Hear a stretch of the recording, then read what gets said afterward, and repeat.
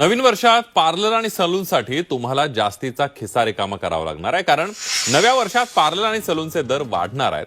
जानेवारी 2025 पासून मुंबईसह सर्व महाराष्ट्रात केस कापणं, त्याचबरोबर दाढी करणं यासोबतच इतर सर्व सौंदर्य प्रसाधनांच्या कामावर किमान 20% दरवाढ करण्यात आली आहे. महाराष्ट्र सलून त्याचबरोबर ब्युटी पार्लर असोसिएशननं या दरवाढीची घोषणा केली आहे.